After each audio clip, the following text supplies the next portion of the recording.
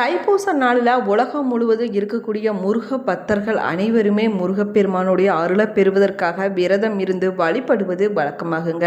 சில பேர் பார்த்திங்கன்னா பாத யாத்திரையாக சென்றும் காவடி எடுத்து வந்து முருகப்பெருமானை வழிபடுவாங்க. தைப்பூச நாளில் அருப்பெருஞ்சோதியும் தனி பெரும் கருணை என்ற சன்மார்க்கத்தை ஏற்படுத்திய வள்ளலாரை வழிபடுவது சிறப்பானதாகுங்க. தைப்பூச நாளில் முருகப்பெருமான அன்போடு வழிபடுவதனால அவருடைய அருளை பரிபூரண பெற முடியுங்க. முருகப்பெருமானை எந்த நேரத்தில் நம்ம எப்படி வழிபட வேணும், எப்படி விரதம் இருக்க வேணும் என்பதை பற்றி தான் இந்த பதிவில் நம்ம விரிவாக பார்க்க போகிறோம். வீடியோவை ஸ்கிப் பண்ணாமல் முழுசாக பாருங்கள். நம்ம சேனலை இப்போ தான் ஃபர்ஸ்ட் டைம் பார்த்துட்டு இருக்கிறீங்க அப்படின்னா நம்ம சேனலை சப்ஸ்கிரைப் பண்ணலன்னா சப்ஸ்கிரைப் பண்ணிக்கோங்க. கூடவே இருக்கிற பெல் ஐக்கானையும் ப்ரெஸ் பண்ணிக்கோங்க. வீட்டில் எப்பயுமே சண்டையும் சச்சரவுமாக இருக்குதா, ஒரு விதமான மன அழுத்தமாகவே இருந்து கொண்டு இருக்குதா, உங்களுக்கு தனிப்படையாக ஜோதிடம் பார்க்க விரும்புகிறீங்களா, திருமண வரன் கைகூடுற மாதிரி வந்து தள்ளிக்கொண்டே போய்கொண்டு இருக்குதா, இது போன்ற பிரச்சனைகளுக்கு இந்த வீடியோவுக்கு கீழே டிஸ்கிரிப்ஷனில் வராகியம்மன் ஜோதிட நிலையத்தோட தொலைபேசி எண் கொடுத்துருக்குறேன். இந்த எண்ணுக்கு தொடர்பு கொண்டு பேசி பாருங்கள். உங்கள் பிரச்சனைகளுக்கு சரியான தீர்வு கிடைக்குங்க. வாங்க வீடியோக்குள்ளே போகலாம். உங்களுக்கு முருகப்பெருமான் பிடிக்கும் அப்படின்னா ஓம் சரவணம் பவா என்ற வாசகத்தையும் கந்தன் பாதம் கனவிலும் காக்கும் என்ற வாசகத்தையும் மறக்காமல் கமெண்ட் பாக்ஸில் 3 முறை பதிவிடுங்க.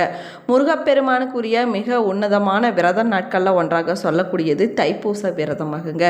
கலியுக கடவுளாக போற்றக்கூடிய கந்த பெருமானுடைய பக்தர்கள் யார் வேணும்னாலும் தைப்பூச விரதத்தை கடைப்பிடிக்கலாங்க. இதை தவிர குழந்தை வர வேணுங்கிறவங்க, திருமணத்துக்காக காத்து கொண்டு இருக்கக்கூடியவங்க, திருமணத்தில் தடை இருக்கக்கூடியவங்க, ஜாதகத்தில் பிரச்சனை இருக்கக்கூடியவங்க, வாழ்க்கையில் பலவிதமான கஷ்டங்களையும் துன்பங்களையும் அனுபவித்து கொண்டு வரக்கூடியவங்க, தீராத நோய் பிரச்சனையிலிருந்து விடுபட வேணும் அப்படின்னு நினைக்கக்கூடியவங்க, நீங்கள் செஞ்சுட்டு வரக்கூடிய முயற்சிகளில் வெற்றி பெற வேணும் அப்படின்னு நினைக்கக்கூடியவங்க, வாழ்க்கையில் ஒரு நல்ல முன்னேற்றம் வேணும் அப்படின்னு சொல்லக்கூடியவங்க, எதிரிகளுடைய தொல்லை நீங்க வேணுங்கிறவங்க, நல்ல வேலை கிடைக்க வேணும் என பலவிதமான வேண்டுதல்கள் நிறைவேற வேணும் அப்படின்னு நினைக்கக்கூடியவங்க தைப்பூச நாளில் முருகப்பெருமானுக்கு விரதம் இருந்து வழிபடுவது ரொம்பவே சிறப்பு வாய்ந்ததாகுங்க. முருகனை வேண்டிக் கொண்டு மாலை அணிந்து 48 நாட்கள் தைப்பூச விரதம் இருக்கக்கூடியவங்க கார்த்திகை மாசத்துல மாலை அணிந்து மார்கழி மாதம் முழுவதும் விரதம் இருந்து தை மாசத்துல முருகன் கோவிலுக்கு பாத யாத்திரையாக சென்று உங்களுடைய விரதத்தை நீங்க நிறைவு செய்து கொள்ளலாங்க. சில பேர் பார்த்தீங்கன்னா மாலை அணியாமலையும் பாத யாத்திரை செல்லாமலையும் வீட்டில் இருந்தபடியே 48 நாட்கள் விரதத்தை கடைபிடிப்பாங்க. 48 நாட்கள் விரதம் இருக்க முடியாதவங்க 21 நாட்கள் கூட தைப்பூச விரதத்தை நீங்க கடைபிடிக்கலாங்க. இந்த விரதத்தையும் கடைபிடிக்க முடியாதவங்க 11 நாட்கள் விரதம், 6 நாட்கள் விரதம், 3 நாட்கள் விரதம், 1 நாட்கள் விரதம் என உங்களுடைய வசதிக்கு ஏற்றபடி முருகப்பெருமான நினைத்து விரதம் இருந்து வழிபடலாங்க. இது எதுவுமே முடியல அப்படின்னு சொல்லக்கூடியவங்க தைப்பூச நாளில், அதாவது ஒரு நாள் விரதத்தை மட்டும் கடைபிடிப்பது முருகப்பெருமானுடைய அருளை பரிபூர்ணமாக பெற்றுக் கொடுக்குங்க. தைப்பூச நாளில் காலையில் எந்திரிச்சு குளித்து விட்டு வீட்டில் இருக்கக்கூடிய முருகன் படத்துக்கு சிவப்பு நிற பூக்களால் நீங்கள் அலங்காரம் செய்ய வேணுங்க. அதற்கு பிறகு விளக்கேற்றி வைத்து வழிபட்ட பிறகு உங்களுடைய விரதத்தை நீங்கள் தொடங்கலாங்க. வீட்டில் முருகனுடைய விக்கிரகம் வேல் வைத்து வழிபடக்கூடியவங்க அதற்கு அபிஷேகம் செஞ்சு வழிபடுவது ரொம்பவே சிறப்பாகுங்க.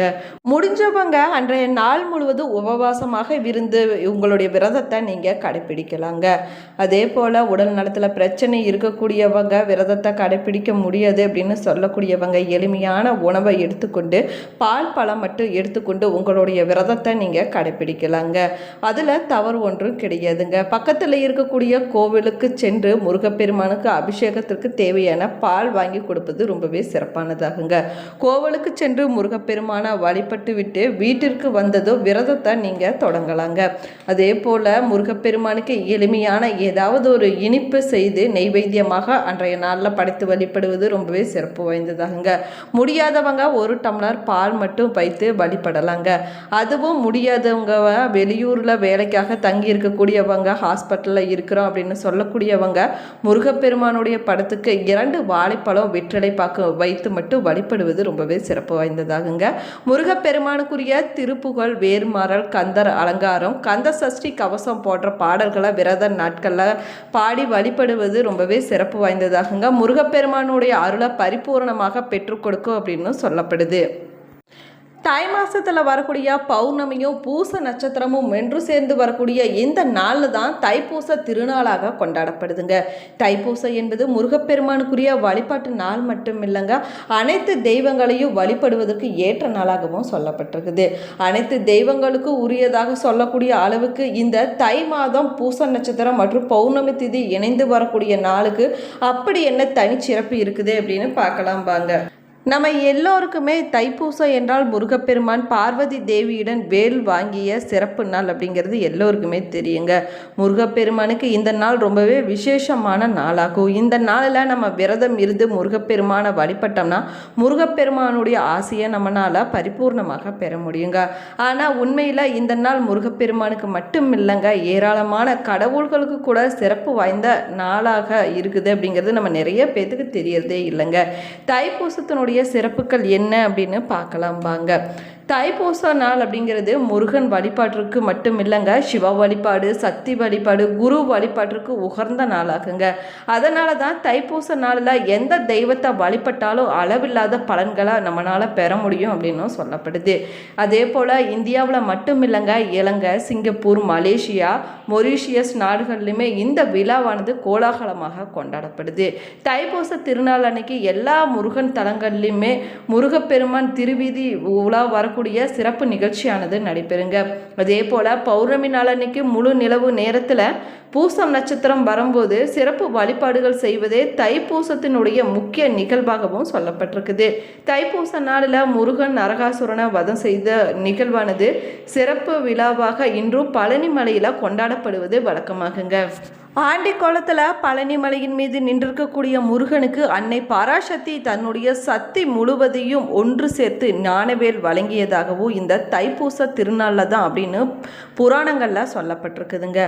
அதே போல் வள்ளலார் ராமலிங்க சுவாமிகள் ஒரு தை மாத வெள்ளிக்கிழமை புனர்பூச நட்சத்திரத்தான் தான் சமாதியாகி இருக்கிறாரு.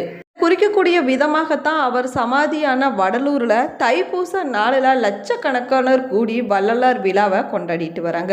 வடலூரில் தைப்பூச நாளில் பிரம்ம ஞான சபையில் அதிகாலையில் 7 திரைகள் விலகி ஜோதி தரிசனமானது நடைபெறுங்க. தைப்பூச திருநாளில் தான் உலகம் முதலாக நீரில் இருந்து மற்ற உயிரினங்களும் தோன்றியதாக புராணங்களில் சொல்லப்பட்டிருக்குது. அது மட்டும் இல்லாமல் முருகப்பெருமான் வள்ளி பிராட்டிய தைப்பூச திருநாளில் தான் திருமணம் செய்து கொண்டாராமாங்க. அதே போல திருச்சி ஸ்ரீரங்கத்தில் வீற்றிருக்கக்கூடிய அரங்கநாதர் காவிரி கரையோடு குடிகொண்டிருக்கக்கூடிய தன்னுடைய தங்கையான சமயபுரம் மாரியம்மனுக்கு சீர் கொடுத்த நாளும் இந்த தைப்பூச திருநாள் தான் அப்படின்னு சொல்லப்பட்டிருக்குது. அது மட்டும் இல்லாமல் நெல்லையில் இருக்கக்கூடிய தாமிரபரணி நதிக்கரையில் நெல்லையப்பரை நினைத்து விரதம் இருந்த காதிமதி அம்மன் தைப்பூச திருநாளில் தான் நெல்லையப்பருடைய ஆசையை பெற்றாங்களாமாங்க. காவிரி தாய் ஸ்ரீரங்கம் ரங்கநாதரை நினைத்து தீவிர தவத்தில் இருந்ததுனால நாராயண பெருமாள் காவிரி தாயின் தவத்தை மெச்சி தரிசனம் வழங்கியதும் இந்த அற்புதமான தைப்பூச திருநாளில் தாங்க. வாயு பகவானும் வருண பகவானும் அக்னி பகவானும் ஈசனுடைய அதீத சக்திகளை உணர்ந்த நாளாகவும் இந்த தைப்பூச திருநாளானது போற்றப்படுது. அதாவது இயற்கையை கட்டுப்படுத்தக்கூடிய சக்தியாக இறைவனே இருக்கிறார் என்பதை உணர்த்தப்பட்ட புனிதமான நாளாகவும் இந்த தைப்பூச திருநாளானது சொல்லப்படுதுங்க.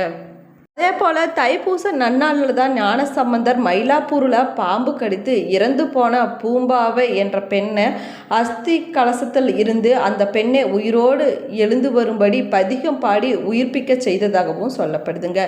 இதே மயிலை புராணம் அப்படின்னு அழைப்பாங்க. இந்த சன்னதியில் மயிலை கபாலீஸ்வரர் ஆலயத்தில் கொடிமரம் பக்கமானது அமைஞ்சிருக்குதுங்க. தில்லை நடராஜர் பார்வதியுடன் நடத்திய ஆனந்த நடனத்தை தில்லை சிதம்பரத்தில் பதஞ்சலி முனிவர், ஆதிசேஷ அம்சம் இல்லாமல் வியாக்கரபாதர், புலிக்கால் முனிவர், ஜைன முனிவர் இவர்களும் தில்லைவாழ் அந்தணர்கள் 3000 பேரும் 30 முக்கோடி தேவர்களும் இந்த தைப்பூச திருநாளில் தான் கண்டு கழித்ததாகவும் சொல்லப்படுதுங்க. தைப்பூச திருநாளில் விரதம் இருக்கக்கூடியவங்க முருகனுடைய பாடல்களை பாடியும் முருக மந்திரங்களை மனதார சொல்லியும் வழிபடலாங்க. பக்கத்தில் இருக்கக்கூடிய முருகன் கோவிலுக்கு சென்று முருகப்பெருமான மனதார தரிசனம் செஞ்சு வழிபடலாம். கோவிலுக்கு செல்ல முடியாதவங்க வீட்டிலேயே முருகனுடைய முருகனுடைய படத்துக்கு முன்னாடி விளக்கேற்றி மனமுருகி முருகப்பெருமான வழிபடலாங்க. இந்த வருஷம் தைப்பூச திருநாள் பிப்ரவரி 1ஆம் தேதி ஞாயிற்றுக்கிழமை அன்னைக்கு வர இருக்குதுங்க. அன்றைய நாள் காலை 4:41 மணிக்கு தொடங்கி பிப்ரவரி 2ஆம் தேதி காலை 4:43 வரைக்கும் பௌர்ணமி திதியானது இருக்குது. அதே போல் பிப்ரவரி 1ஆம் தேதி அதிகாலை 1:54 மணிக்கு தொடங்கி பிப்ரவரி 2ஆம் தேதி அதிகாலை 1:01 வரை பூசம் நட்சத்திரமானது இருக்குதுங்க. இதனால் பிப்ரவரி 1ஆம் தேதி அதிகாலையிலேயே எழுந்து குளித்து விட்டு பக்தர்கள் விரதத்தை தொடங்கலாம் அப்படின்னு சொல்லப்பட்டிருக்குது. நம்ம சேனலை சப்ஸ்கிரைப் பண்ணலன்னா சப்ஸ்கிரைப் பண்ணிக்கங்க. கூடவே இருக்கிற பெல் ஐக்கானையும் ப்ரெஸ் பண்ணிக்கங்க. Thank you friends.